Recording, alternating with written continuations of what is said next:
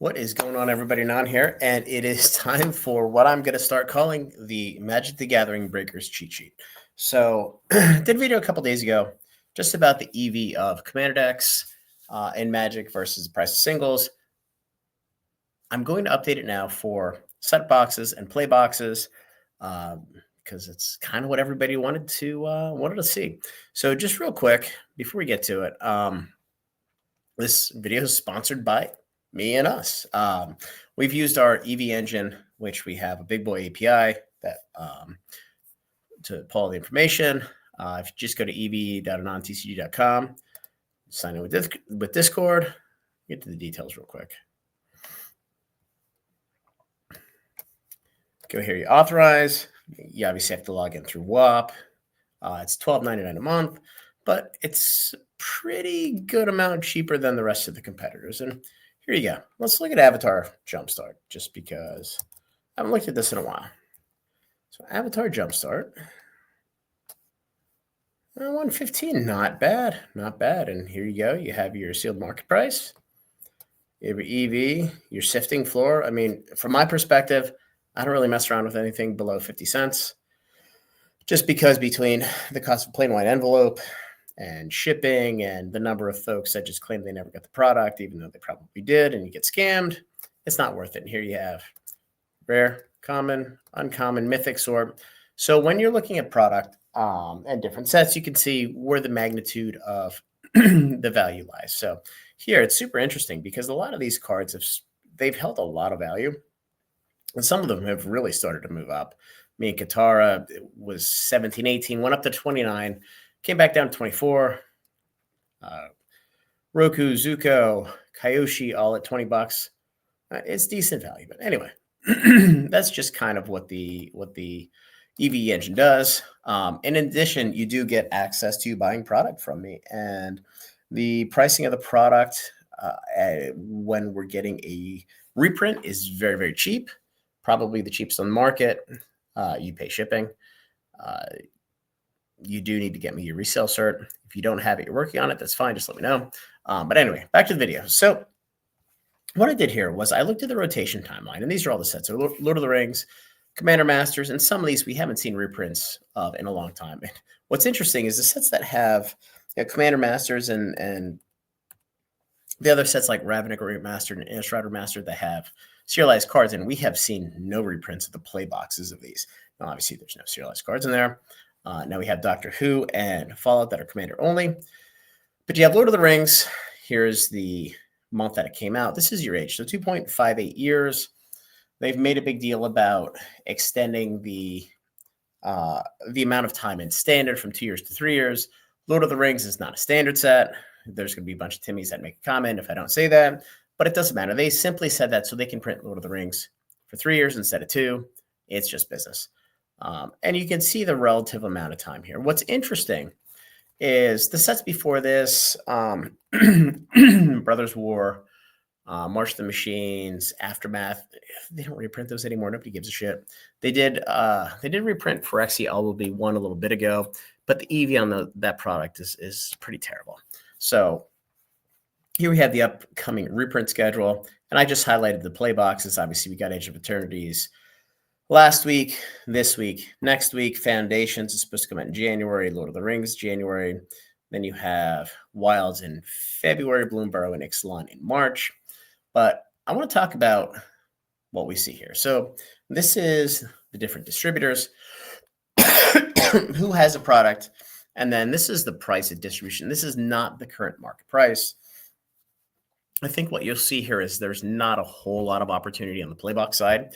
However, there are a lot of folks that are getting frustrated between TCG Player Direct, a lot of downward pressure in singles pricing, and just a lot of overall competition. A lot of people are starting to bow out of this. So I think the market's going to turn, and just being able to break boxes and sell singles is going to start to become a thing here, probably in the next 3-4 months. And maybe even as early as Lorwyn. We'll see. Probably not. Probably more Turtles or something after that. But Lord of the Rings, the reason why distro price is important, again, I have access to distribution, but we do have a reprint of set boxes coming out in Q1.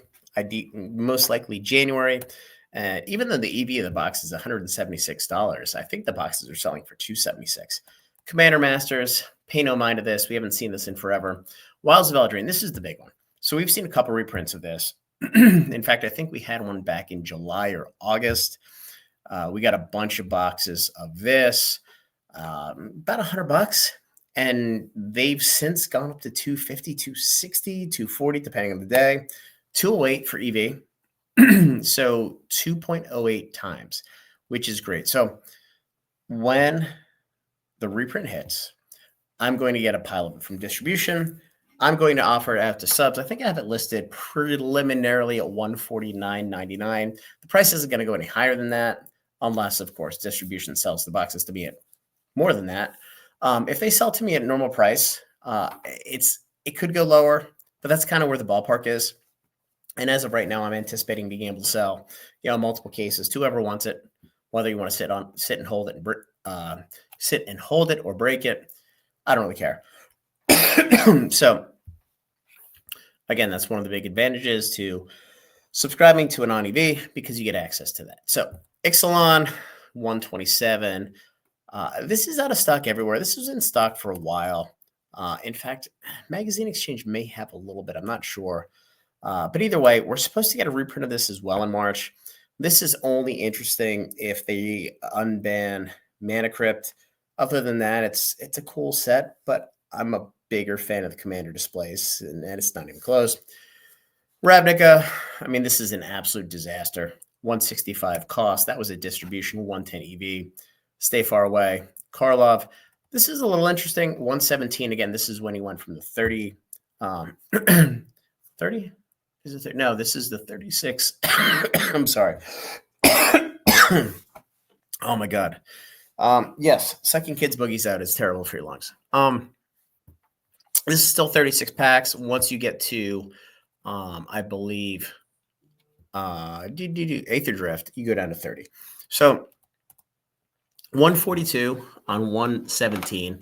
Now distribution's packed with this. At some point, this is going to become a very good buy. This is Fallout. This is just Commander set.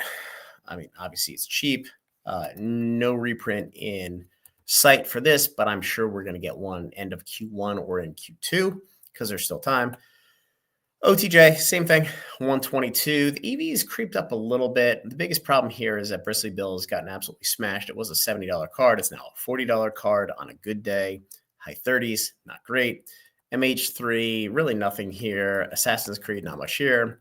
Bloomburrow at 117 from distro.